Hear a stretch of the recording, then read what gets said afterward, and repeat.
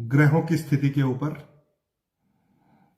शुक्रिया बब्बू जी, राजीव कालिया जी, राजीव शर्मा जी, राजीव कुमार जी, बहुत बढ़िया, राजीव, संजीव शर्मा जी, सबका स्वागत। जो जो लोग जुड़ रहे हैं, लाइव बातें करेंगे आपके साथ। आज दिवाली के बाद के जो ग्रहों की स्थिति है उसके ऊपर आज चर्चा करेंगे, ठीक है।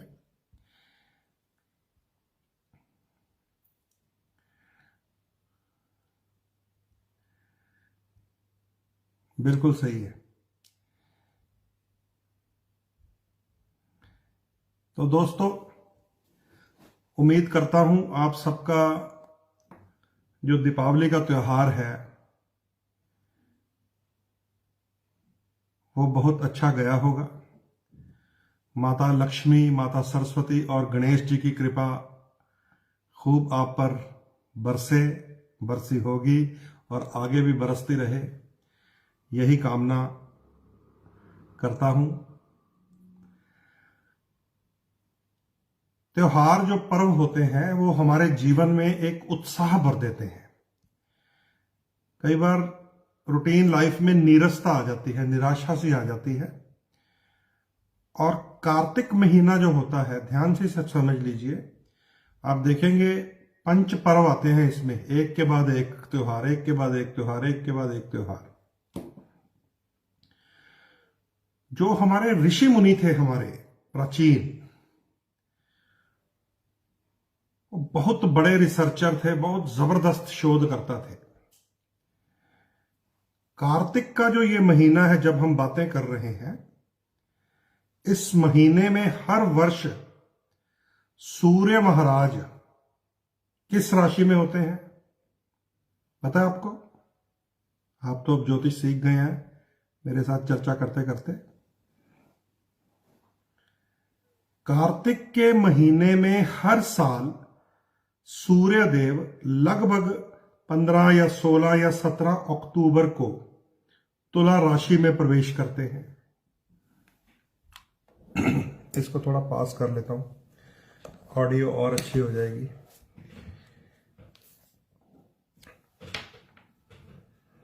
तो ये अब थोड़ा मैं और नजदीक आ गया हूं आपके, ठीक है। तुला राशि में प्रवेश करते हैं लगभग हर 16 या 17 को अक्टूबर में, और सूर्य देव 30 दिन एक राशि में रहते हैं, ये आप जानते ही हैं। 16-17 नवंबर तक रहना होता है सूर्य देव को। हर साल कार्तिक का महीना सूर्य देव तुला राशि में गोचर करते हैं। ज्योतिष शास्त्र की भाषा में इसे नीच सूर्य की राशि कहा गया है, और जैसे ही सूर्य देव नीच राशि में जाते हैं, शुक्र भी उन दिनों में अस्त माना जाता है अपनी ग्रह स्थिति के कारण, जिसको हम आम बोलचाल की भाषा में हमारे उत्तर भारत में, विशेषकर पंजाब, हिमाचल, हरियाणा, दिल्ली में तारा डूबा हुआ है कहते हैं। तो एक तरफ शुक्र जो जीवन में ऐश्वर्य, रास, रंग, उत्साह देता है, एक तरफ सूर्य जो आत्मविश्वास देता है। दोनों ग्रहों का एक नीच राशि में होना, एक अस्त होना, तारा डूबा होना, तो जीवन की कई उमंगों को इन ग्रहों की स्थिति डाउन कर देती है। और इसी में घूमता हुआ बुध भी अस्त या वक्री हो जाता है। ये तीनों ग्रह, सूर्यदेव, बुध और शुक्र, अपने आसपास ही रहते हैं, एक घर में ही। कभी आप इन तीनों को देखेंगे या एक घर आगे या एक घर पीछे। ये दो भाव, दो राशियां क्रॉस नहीं कर सकते एक दूसरे से। तो ये जो कार्तिक का महीना होता है, बाकी ग्रहों को छोड़ दीजिए, राहु को, केतु को, शनि को, बृहस्पति को, सूर्य, शुक्र और बुध इतनी ज्यादा मजबूत स्थिति में नहीं होते। और जब ये तीन ग्रह, जो आत्मविश्वास देने वाला हो, जो बुद्धि और ज्ञान देने वाला हो, और जो जीवन में उमंग देने वाला हो, विलासिता देने वाला हो, शुक्र, सूर्य और बुध डाउन हो, तो हमारे ऋषि मुनियों ने उस कार्तिक के महीने में हम बिल्कुल निराशा में गर्क ना हो जाए। मौसम में परिवर्तन हो रहा होता है, गर्मी से हम सर्दी की तरफ जा रहे होते हैं, तो हमें कई पर्व दिए, त्योहार दिए, ताकि हमारा जो टाइम है, हमारा जो दिमाग है, हमारी जो सोच शक्ति है, उधर लग जाए। अन्यथा ग्रहों की यह स्थिति हम लोगों के जीवन में बहुत अधिक प्रभाव डालती है। समझ लीजिए, तुला राशि में सूर्य होगा तो सूर्य की वनस्पति जमीन में डाल दी जाती है। नीच सूर्य के समय सूर्य की वनस्पति जमीन में डाल दी जाती है, जिसे आप गेहूं कह सकते हैं। और नीच सूर्य के समय उच्च सूर्य जब होगा अप्रैल में जाके, तब फसल की कटाई होती है। ये बहुत बड़ा रहस्य है, इसको समझ लीजिए। उपायों में भी हम कई बार करवाते हैं कि भाई अगर ये ग्रह बहुत परेशान कर रहा है तो इसकी कोई भी वस्तु लेकर, जो ज्योतिष शास्त्र आपको बताए, जमीन में ही दबा दीजिए। खासकर हमारे जो तुरंत उपाय होते हैं लाल किताब के, उनमें ये जिक्र आता है कि जाइए, ये ग्रह बहुत आपको तंग कर रहा है, इसको आप जमीन में दबा दीजिए ताकि थोड़ी रिलीफ मिलेगी। तो सूर्य तुला राशि में जब नीच है तो सूर्य की वनस्पतियों के बीज किसान जमीन में बो देता है, दबा देता है। तो इसका फल कब मिलता है? जब सूर्य मेष राशि में उच्च हो जाते हैं अप्रैल के महीने में। यानी कि सूर्य नीच के समय एक ऐसा उपाय होता है कि उसको हम वनस्पतियों को, बीजों को, गेहूं को, कनक को, जो भी आप करना चाहते हैं, जमीन में दबा देते हैं और उच्च सूर्य में उसको फसल के रूप में काटते हैं। तो इसे ध्यान से समझना पड़ेगा कि ये सारी व्यवस्था किसने की है। ये सारी व्यवस्था की है भारत के पंचांग ने। ये सारी व्यवस्था की है हमारे वेदों के अंग ज्योतिष ने। और ये सारा शोध कार्य, रिसर्च शब्द कभी कभी मुझे लगता है रिसर्च का होगा, ऋषियों के साथ जुड़ता होगा। धीरे धीरे ये ऋषि से रिसर्च या रिसर्च बना होगा। तो ये सारी रिसर्च हमारे ऋषियों मुनियों ने की हुई है। इसलिए कार्तिक के इस महीने में हम पंच पर्वों में अपने टाइम को पास करते हैं। चाहे सूर्य नीच राशि में होते हैं, चाहे शुक्र अस्त होते हैं। आम दिनों में इनका प्रभाव हमारे ऊपर आ सकता है, लेकिन हमारे ऋषि मुनियों के बताए हुए रास्तों के ऊपर जब हम चलते हैं तो हमारा जो सोच की शक्ति है वो इतनी ज्यादा स्ट्रांग हो जाती है कि डाउन शुक्र में भी जब धनतेरस के अगले दिन इकोनॉमिक्स का पेज खोलते हैं, फाइनेंशियल पेज खोलते हैं पेपर का, तो पता चलता है कि 3000 करोड़ का गोल्ड ही खरीद लिया हिंदुस्तानियों ने। डाउन शुक्र में दीपावली के अगले दिन जब हम फाइनेंशियल पेज खोलते हैं किसी न्यूज़पेपर का, तो पता चलता है कि लाखों करोड़ों के उपहार बिक गए, मिठाइयां बिक गई, वस्त्र बिक गए, जेवर बिक गए। अभी थोड़ी देर पहले मैं नेट पर सर्फिंग कर रहा था तो पता चला कि हमारे पंजाब में जो जलंधर के लोग हैं उन्होंने सबसे ज्यादा पटाखे बजाए हैं। देखिए, अब अगर सूर्य नीच राशि में हो, शुक्र महाराज जी अस्त हों, तो क्या इतना उत्साह हमारे अंदर होगा? नहीं हो सकता कभी भी। ये एक उपाय ही है कि हमें पंच पर्वों की तरफ हमारे ऋषि मुनि ने लगाया कि आप धनतेरस मनाइए, गोवश द्वादशी मनाइए, चतुर्दशी मनाइए, अमावस्या की रात्रि को दीपावली पूजन कीजिए, मां लक्ष्मी का पूजन करेंगे, शुक्र अपने आप ठीक हो जाता है।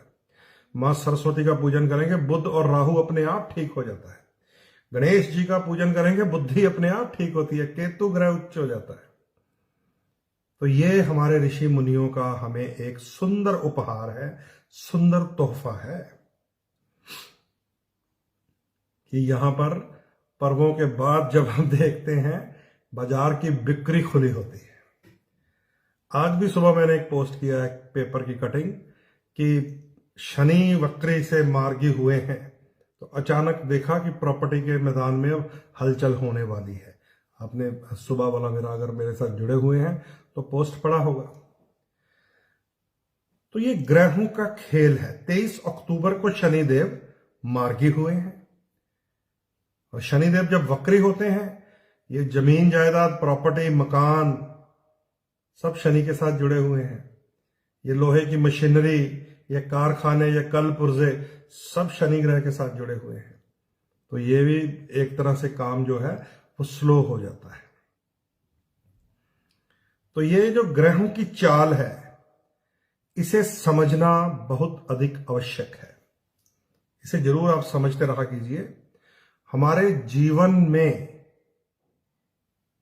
ग्रह चाल, चाहे हम माता के गर्भ में हों और चाहे हम अपने स्वयं के जीवन में आ जाएं, पूर्ण प्रभाव डालती है।